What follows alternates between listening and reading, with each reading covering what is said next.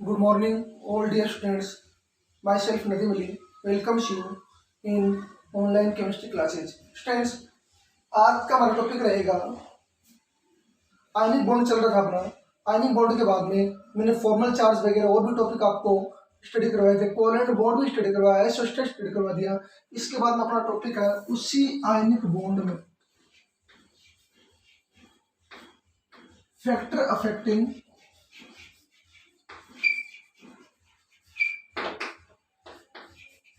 the formation of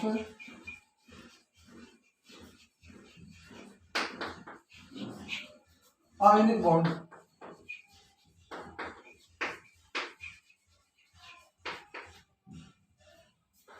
factor affecting the formation of ionic bond. कौन कौन से factor ionic bond को affect करते हैं उनके बारे में स्टडी करेंगे। इस लेसन के आपको नोट्स चैप्टर नंबर 4 के नोट्स 2 पार्ट्स में सेंड किए गए थे, 1 to 10 पेज और 11 to 25 पेज। ओके, आपके ग्रुप में मैंने सेंड कर दिया, तो वहां से आप नोट्स राइट कर लेना। और जिन्होंने राइट कर लिया उसमें टॉपिक भी आपको नोट्स में दिया गया है। इसमें देखना सबसे पहला फैक्टर होगा इसमें जो आयनिक बॉन्ड को अफेक्ट करता है, ionisation enthalpy.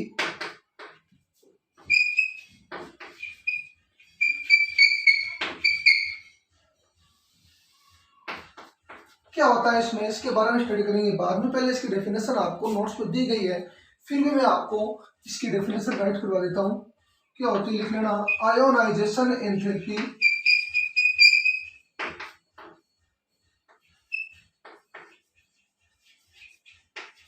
Of an element, enthalpy of an element is the amount of energy is the amount of energy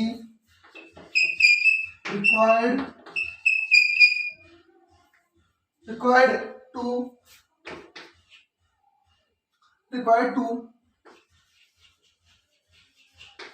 remove an electron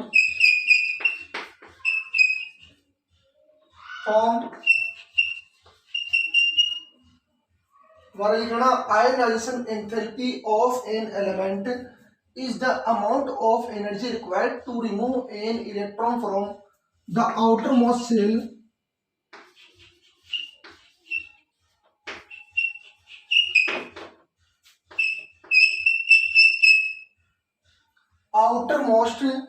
shell of an isolated atom in its gaseous state।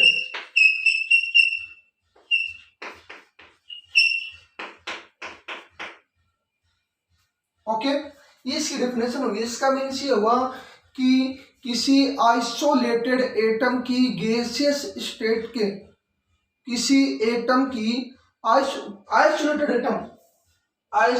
Atom जो कौन सी phase में हो, gaseous state की outer most shell से electron को replace करने के लिए, हटाने के लिए, निकालने के लिए जितने एनर्जी की रिक्वायरमेंट होती है उसी को बोलते हैं ionisation enthalpy. For example,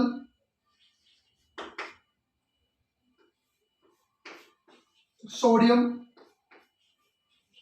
magnesium, aluminium. देखना, सोडियम के एटॉमिक नंबर होता है 11। सोडियम का इलेक्ट्रॉनिक कॉन्फ़िगरेशन क्या होता है, 1s2 2s2 2p6 3s1। तो आउटर मोस्ट सेल कौन सा होगा इसका, 3s। मैग्नीशियम का क्या होता है एटॉमिक नंबर 12, एल्यूमिनियम का बाद में देखेंगे। ओके, इन दोनों का देखना, इसका 1s2 2s2 2p6 3s2। Outer most shell कौन सा हो गया, थर्ड सेल। तो देखना सोडियम का आउटर मोस्ट सेल है थर्ड सेल। तो मैं आपको समझाता हूँ, देखना ये हो गया न्यूक्लियस।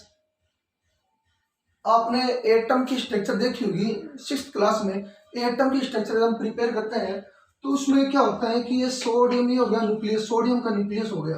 ओके, इसके आउटर साइड में क्या हो गया, ये सेल, जहां पर क्या इसके आउटर एरिया में इलेक्ट्रॉन क्या करते रहते हैं, साइकिल चक्कर लगाते रहते हैं। ओके, तो सोडियम का ये तो हो गया न्यूक्लियस। न्यूक्लियस में क्या क्या प्रेजेंट होता है, प्रोटॉन और न्यूट्रॉन, और उसके आउटर सेल में क्या प्रेजेंट होता है, इलेक्ट्रॉन। तो सोडियम का ये हो जाएगा फर्स्ट सेल, ये हो जाएगा सोडियम का कौन सा shell, second shell. First shell में कितने इलेक्ट्रॉन है, 2। ओके, सेकंड सेल में कितने इलेक्ट्रॉन है, 2। तो 2s में हो गया सेकंड, नहीं s ऑर्बिटल। सेकंड सेल कितने हैं, 2s और 2p। सेकंड सेल में टोटल इलेक्ट्रॉन कितने हैं, s में 2 और p में 6। टोटल कितना हो गया, 8 इलेक्ट्रॉन। तो ये सेकंड सेल हो गया जिसमें 8 इलेक्ट्रॉन है।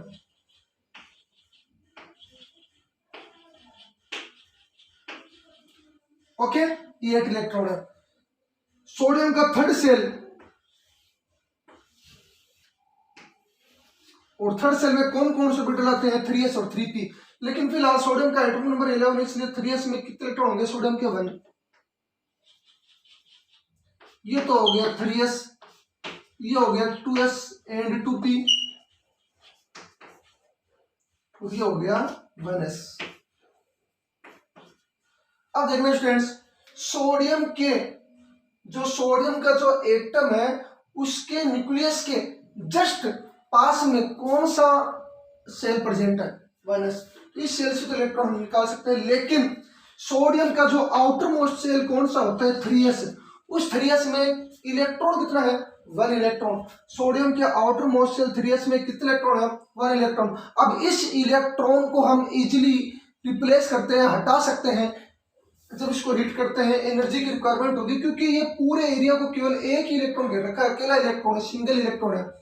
s ऑर्बिटल में, थर्ड सेल के s ऑर्बिटल में 1 इलेक्ट्रॉन है। अब इस इलेक्ट्रॉन को रिप्लेस करने के लिए, हटाने के लिए एनर्जी चाहिए कम। इजिली हटा सकते हैं क्योंकि न्यूक्लियस के जस्ट क्या है, पास में नहीं है, न्यूक्लियस से क्या है, दूर है, फार है। मतलब न्यूक्लियस और इसके बीच में डिस्टेंस क्या है, ज्यादा है। ठीक है, ज्यादा डिस्टेंस है, इसलिए इजिली इस इलेक्ट्रॉन को रिप्लेस कर सकते हैं। फिर मैग्नीशियम की बात करें तो 3s में कितने इलेक्ट्रॉन हो जाएंगे, 2। एल्यूमिनियम में 3 हो जाएंगे। तो जैसे जैसे आउटर मोस्ट सेल में इलेक्ट्रॉन इंक्रीज होते जाएंगे, उन इलेक्ट्रॉनों को रिप्लेस करने के लिए एनर्जी भी क्या चाहिएगी, ज्यादा।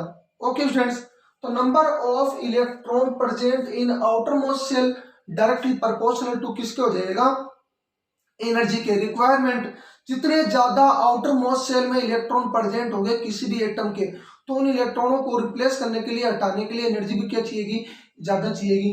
तो एनर्जी इंक्रीज कब होगी, जब आउटर मोस्ट सेल में इलेक्ट्रॉन क्या होंगे, इलेक्ट्रॉन ज्यादा होंगे। इलेक्ट्रॉनों को रिप्लेस करने के लिए एनर्जी भी क्या चाहिएगी, ज्यादा चाहिएगी। ओके फ्रेंड्स, तो मुझे आपको समझाना था। तो सोडियम के आउटर मोस्ट सेल में 3s में 1 इलेक्ट्रॉन है। अब इस इलेक्ट्रॉन को रिप्लेस करने के लिए लगभग कितनी, अबाउट कितनी एनर्जी चाहिएगी, 495 किलो जूल पर मोल, क्योंकि सोडियम के आउटर मोस्ट सेल में केवल 1 इलेक्ट्रॉन है।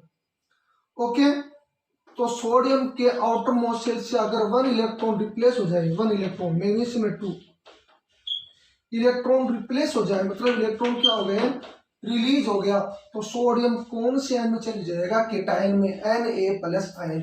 सोडियम के आउटर मोस्ट सेल 3s से अगर 1 इलेक्ट्रॉन रिप्लेस हो जाए तो सोडियम कौन सा स्टेबल कॉन्फ़िगरेशन ऑब्टेन कर लेता है, नियोन। ओके, 3s से 1 इलेक्ट्रॉन रिप्लेस हो गया तो 1s2 2s2 2p6 किसका कॉन्फ़िगरेशन है, नियोन। नियोन क्या है, noble gases. Okay friends, magnesium के आउटर मोस्ट सेल में कितने इलेक्ट्रॉन है, 3s में 2 इलेक्ट्रॉन। तो मैग्नीशियम के आउटर मोस्ट सेल से इलेक्ट्रॉन रिप्लेस करने के लिए इससे ज्यादा एनर्जी चाहिए, 743 किलो जूल पर मोल, क्योंकि इसमें इलेक्ट्रॉन हमें कितने रिप्लेस करने हैं, 2 इलेक्ट्रॉन। तो 2 इलेक्ट्रॉन रिप्लेस होंगे तो मैग्नीशियम पर कौन सा चार्ज, हम जी 2 प्लस में 2 electron. Okay students, same to same aluminium के आउटर मोस्ट सेल में कितने इलेक्ट्रॉन प्रेजेंट होते हैं, 30 नंबर पर आता है, 1s2 2s2 2p6 3s2 3p1, यानी आउटर मोस्ट सेल कौन सा है? थर्ड सेल में s में 2 और p में 1, कितने इलेक्ट्रॉन? 3। सोडियम के आउटर मोस्ट सेल में 1 इलेक्ट्रॉन, मैग्नीशियम में 2 इलेक्ट्रॉन और एल्यूमिनियम के आउटर मोस्ट सेल में 3 इलेक्ट्रॉन। इतने ज्यादा इलेक्ट्रॉन आउटर मोस्ट सेल में होंगे, उनको रिप्लेस करने के लिए एनर्जी भी क्या होगी? ज्यादा होगी। तो इसके लिए एनर्जी लगभग चाहिएगी 3158 किलो जूल पर मोल। और कितने इलेक्ट्रॉन रिप्लेस करने हैं? 3। तो 3 प्लस में 3 इलेक्ट्रॉन। एल्यूमिनियम के आउटर मोस्ट सेल में कितने इलेक्ट्रॉन की डिफिशियंसी होगी? 3 इलेक्ट्रॉन। इसने रिलीज कर दिया, लॉस कर दिया। सोडियम में 1 इलेक्ट्रॉन 495, मैग्नीशियम में 2 इलेक्ट्रॉन 743 और एल्यूमिनियम के आउटर मोस्ट सेल से 3 इलेक्ट्रॉन को रिप्लेस करने के लिए एनर्जी सबसे ज्यादा चाहिए 3158 kilo joule per mole. Okay students, ये ध्यान रखना। कौन से ब्लॉक? S block. कौन सा ब्लॉक? एस ब्लॉक के जो एलिमेंट्स होते हैं वो इलेक्ट्रॉन को लॉस करके किसकी फॉर्मेशन करते हैं? केटाइन की फॉर्मेशन करते हैं। तो S block elements alkali metals and alkali earth metals, इनकी जो आयोनाइजेशन एंथैल्पी होती है क्या होती है? लो होती है। क्यों? क्योंकि ये क्या करते हैं? ड्यू टू आयोनिक बॉन्ड की फॉर्मेशन करते हैं, इलेक्ट्रॉन को क्या करते हैं? रिप्लेस करके। ओके, ये करते राइट कर लिया होगा आपने सब कुछ ही। तो इसको मैं क्लीन कर रहा हूं, उसको समझ में आ गई होगी।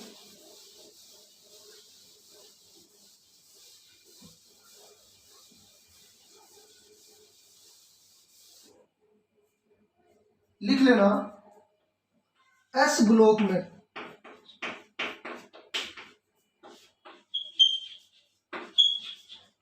Alkali metals and alkaline earth metals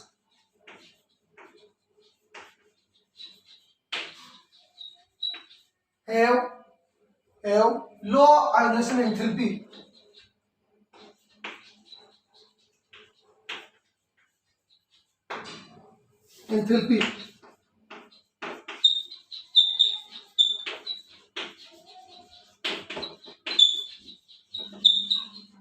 due to formation of ionic bonds. Okay,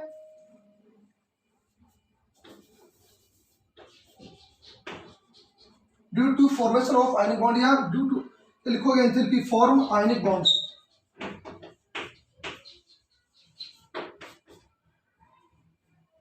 कौन कौन से होते हैं? Alkali metals, alkali earth metals, hydrogen, lithium, sodium, potassium, rubidium, caesium, francium. Second हो गए, सेकंड ब्लॉक। एस ब्लॉक का सेकंड जो period हो गया कौन सा हो गया? Lithium beryllium, magnesium, calcium, strontium, barium और रेडियम। ये सभी जो एलिमेंट्स हैं वो अपने आउटर मोस्ट सेल से इलेक्ट्रॉन को लॉस कर देते हैं। इलेक्ट्रॉन लॉस होगा तो किसकी फॉर्मेशन होगी? केटायन की। ओके, ये हो गया आपका आयोनाइजेशन एंथैल्पी। ये किसकी फॉर्मेशन करते हैं? केटायन की। इन जो एटम्स होते हैं आइसोलेटेड एटम, कौन सी फॉर्म? गैसियस स्टेट में।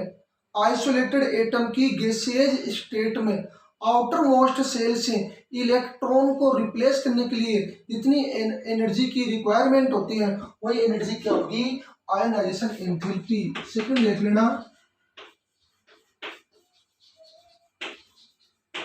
इलेक्ट्रॉन एंथैल्पी, लिख लेना electron gain enthalpy.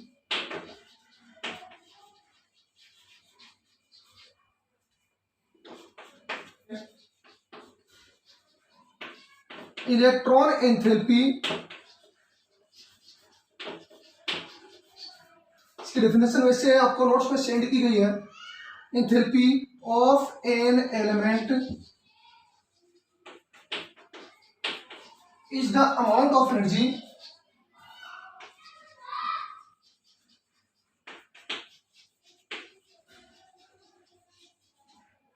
amount or energy of energy obtained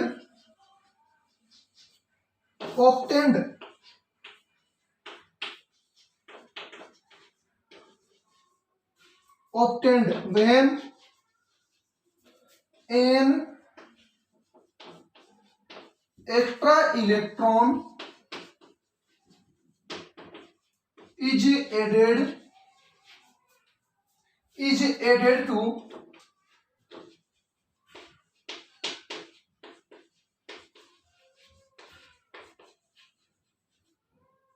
atom in the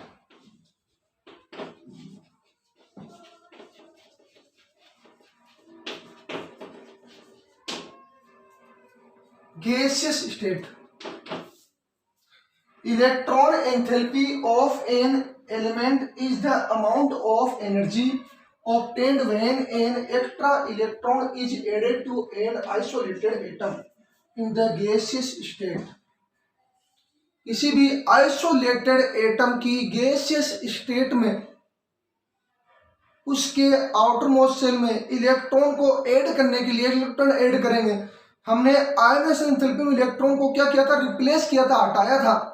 तो उसको रिप्लेस करने के लिए जितनी एनर्जी की रिक्वायरमेंट थी उसको बोलते हैं आयनाइजेशन एंथैल्पी। और इलेक्ट्रॉन गेन एंथैल्पी में उसका क्या होगा, अपोजिट होती है। इसमें क्या होता है, किसी भी गैसेज एटम आइसोलेटेड एटम की गैसेज स्टेट में आउटर मोस्ट शेल में इलेक्ट्रॉन को ऐड करने के लिए इलेक्ट्रॉन को ऐड करते हैं तो जितनी एनर्जी क्या होती है, रिलीज होती है, उसी को बोलते हैं इलेक्ट्रॉन गेन एंथैल्पी। जैसे एग्जांपल है, फॉर एग्जांपल क्लोरीन की बात करें, नंबर आता है 17 पर। आउटर मोस्ट शेल में इलेक्ट्रॉन कितने होते हैं इसके, 1s2 2s2 2p6 3s2 3p5। Outer most shell में कितने इलेक्ट्रॉन होते हैं, 5 4 2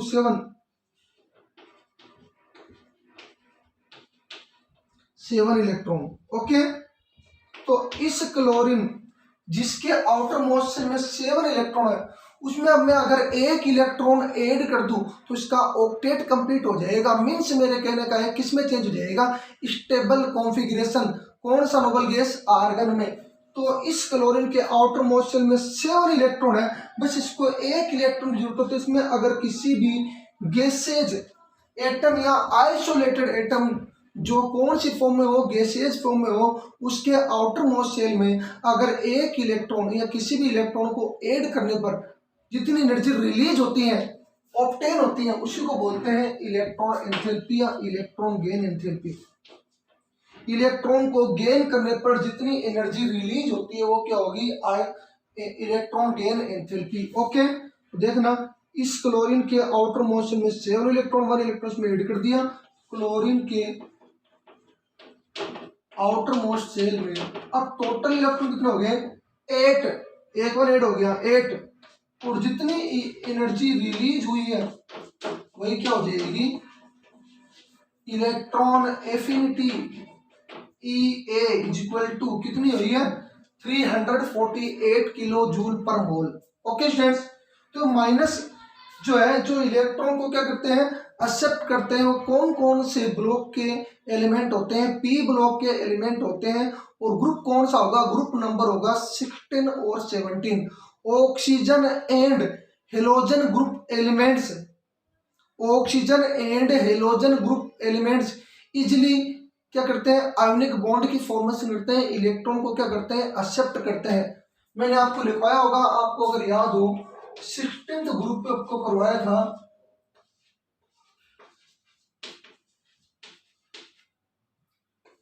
और 70th ग्रुप भी आपको करवाया था।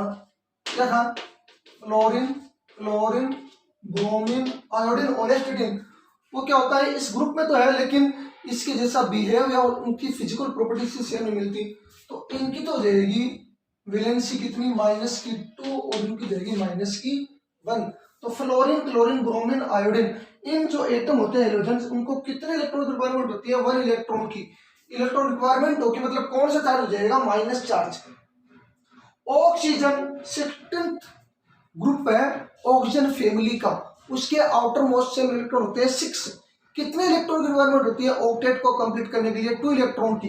तो क्या हो जाएगा 6 और 2 8, मतलब आर्गन में चेंज हो जाएंगे। तो किसी भी एटम जो आइसोलेटेड एटम है, जो गैसियस फॉर्म में है, उनके आउटर मोस्ट शेल में इलेक्ट्रॉन को ऐड करने के लिए जितनी एनर्जी क्या होती है रिलीज होती है, इलेक्ट्रॉन को ऐड करने पर, इलेक्ट्रॉन क्या करने पर, गेन करने पर जितनी एनर्जी रिलीज होती है वही एनर्जी होती है electron affinity, electron gain enthalpy.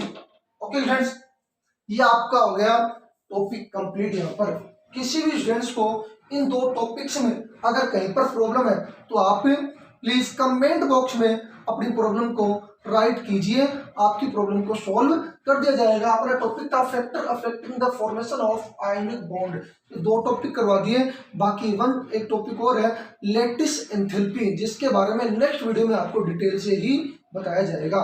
Okay, thank you, till that have a nice day.